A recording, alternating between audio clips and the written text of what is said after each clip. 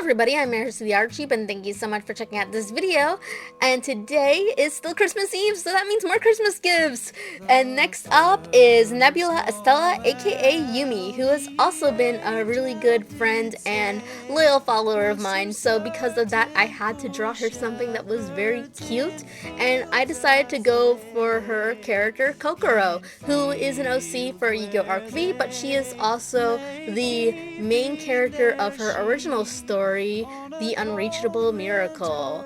And I actually had to look that name up because I momentarily forgot because my brain's been fried this morning. And that's really shameful that I forgot, considering the fact that I help edit the English. I do the spelling check on it to make sure everything's right. So I should know that. But I forgot. Oh man. But anyway, I think Kokoro only wears this outfit in the Yu-Gi-Oh! Arc V version of her. I haven't seen her wear it yet in the story. I'm not sure if she will though, because I don't know where the story is going. It's a really good story. If you guys want to check it out, I will link down below, so that way you can take a peek at it. It really is a fun story, and I really am interested in which way it's going to go. And Yumi does such a good job at drawing it, and unlike me, she actually is making progress with her story. I've got at least 3 stories: Blue Song, Revolution in Full Color, and Tales of Hollows. None of them are even close to being started. The only one that's a little started is Revolution Full Color, and I didn't do anything for it this year. I feel so unproductive. No, but really, she does a really good job at it, and you should check it out. And also, I was going to say something else, but it totally flew out of my head, so we'll just talk about the drawing. I had so much fun. Like I said, it was very fun and relaxing working on all of these chibis. Chibis are just very fun. They're really a nice treat to color because you don't have to go as, you don't have to worry about as much because you can just do everything nice and simple. And sometimes I think I actually do a little bit too detailed shading for the chibis. Like, sometimes I actually have to go back and erase a few things because it's like, okay, I think this actually has a little too much shadow in it. This has a little too much, shine to it. Maybe tone it back a little bit so that way it's more just like one thick broad line and such. I want it to look like I said, in different speed paint. I think my chibi style is primarily inspired off of the artist Neki Arena. I really do like the way that she draws her chibis and such. And I also would safely say that I like to think that it's inspired off of this one acrylic keychain that I have. I was going to say like a certain type of acrylic keychain, but then again, like, even with acrylic chibi keychains, they're not always all the same, but they are a little bit more simplified. But I like going really simplified with the shading. Well, at least I try to.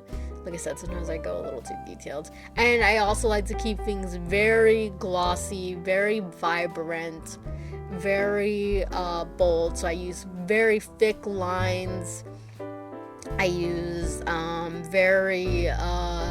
even sometimes will, sometimes I like to mute the colors that I pick a little bit when I'm drawing them in an illustration. Like, especially with characters like Masato Yoshiko, who's got a very bright color scheme going on with her.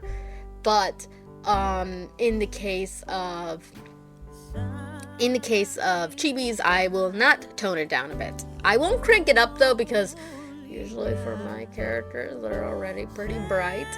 But I will sometimes not tone it down, because I just wanted to look very colorful and fun, and that's what I was trying to go for with Kokoro here. I gave her a nice bunny hop kind of pose. I actually was inspired by this pose from another pose that I made of my character Masato Yoshiko when I was doing that style challenge, and I drew her in My Hero Academia style. This was what that this is the pose that I made for her, and I think that was inspired off of something that I saw in My Hero Academia or something. So it's like freeway levels of inspiration and such. So I don't really know what I can contribute to it. I don't know what I'm talking about. Words, what are they? I have no idea. I have not gained the ability to understand humans speak in the 27 years I've been alive. Just no good. Just some people are a lost cause, and I am one of them. But yeah, she in particular was very fun to do because she has just such a fun color scheme. I love the mix of green and pink. I don't have a character. Well, I want to give like a different color of hair for like, I want one OC for every single color in the freaking rainbow, and I don't have any yet with green hair, but that might change, and you might have already seen that change already, because there's one character from Monogatari no Hollis, or Tales of Hollis, I don't know what I'm calling the series. Her name, well, it used to be Miyabi, I think was what I called her, but I changed her up, and she's no longer Japanese, and so her name is just Mina now. And she used to have blonde hair, then I made her have blonde hair with green highlights in it, but now I think I'm just gonna make her hair solid green, because I think it would be interesting to make her have green hair, because you don't really see this shade of green too often.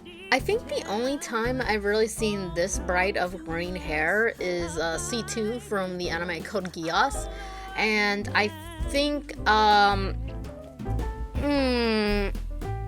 this one character from Higurashi, When They Cry, I don't know who she is, but she has pretty bright green hair, but it's not like C2 electric green where it's really like neon bright. It's a little bit more neutral, warmer. I mean, if you compared it to like somebody who's got really dark emerald green hair like Malmo from the anime Apothecary Diaries, then yeah, it ain't that shade, but it's not as bright as C2's. I think I'm gonna watch Apothecary Diaries. I've heard very positive things about it. I'm just a little afraid to watch it because it's like, I watched Yona the Dawn and then I started reading the manga, and then I kind of just stopped because it was like, this isn't going anywhere. It kind of felt like it was just meandering about, and I still have all my Yonas. I'm figuring out what to do with them. I'll probably reread them and rejudge the series and see if I should continue or not, or if I should just drop it and sell them. I don't know. But anyway, back onto Kokoro. As you can see, I'm now coloring the whites and stuff. I wanted it to look bright white, but I got these like colors that I may or may not have stolen from a different illustration that I saw, where the white was kind of like this off yellow color, and then you use these kind of bluish, grayish, purplishes to do the shading, and it makes it look so pretty. Like, I absolutely love how it was done. So I took them and kind of changed them up a little bit and put in my own color palette. I got so many color palettes in clipstudiopaint. I don't even use half of them because some of them are just downloaded from the Acid Store. I don't know why I took them. It's like every time I go into the Acid Store, it's like, oh, I need this. It's like, and my logical side of my brain that I never listen to is like, no, you don't. You'll never use it. It's like, yes, but I don't know if I will. If I do use it, I'll have it.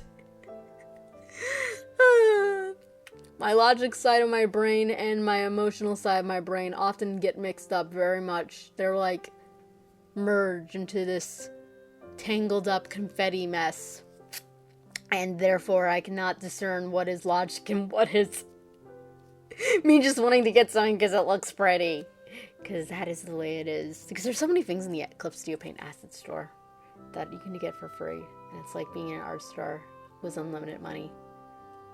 I don't know why I made her pupils, I don't know why I had made her eyes have hearts in them. I just did because it looks cute. Actually, because I lose control on the asset store and I download so many things that I probably don't need in the long run, I actually don't go on it very much, like at all, because I just want to avoid it. Because I know if I don't, I'll lose control. Anyway, I just used the preset pattern that was in clipstudiopaint for the background because I couldn't really think of something to put in there myself. And then I used this flower brush that I got from the asset store. Looks very cute. And yeah, that's the drawing. If you liked, do all the YouTube things. Yumi, I hope you liked it. You've been a very good friend to me as well, and I hope this drawing shows that how much I appreciate you. Anyway, I will be back with one more gift after this, and until then, bye!